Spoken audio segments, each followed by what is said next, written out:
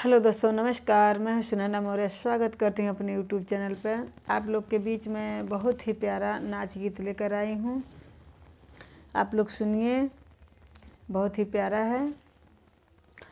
900 गुंडा मर गए झूलनिया तर दबाई के। 900 गुंडा मर गए झूलनिया तर दबाई के।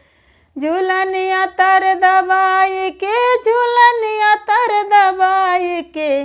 900 गुंडा मर गए झूलनिया तर दबाई के। 900 गुंडा मर गए झूलनिया तर दबाई के। 900 गुंडा मर गए झूलनिया तर दबाई के।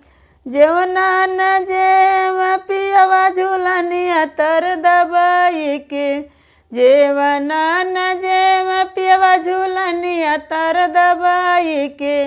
900 गुंडा मर गए झूलनिया तर दबाई के।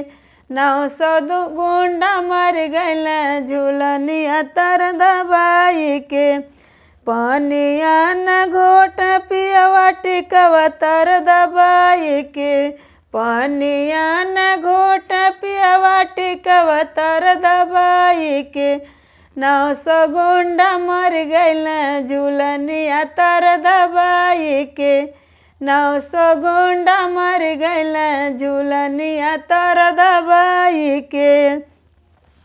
बीरवा न कूच पियवा कंगना तर दबाई के। बीरवा न कूच पियवा कंगना तर दबाई के। 900 गुंडा मर गए झूलनिया तर दबाई के। 900 गुंडा मर गए झूलनिया तर दबाई के। से जिया न सोव पियवा चुनरी तर दबाई के। से जिया न सोव पियवा चुनरी तर दबाई के। 900 गुंडा मर गए झूलनिया तर दबाई के। 900 गुंडा मर गए झूलनिया तर दबाई के।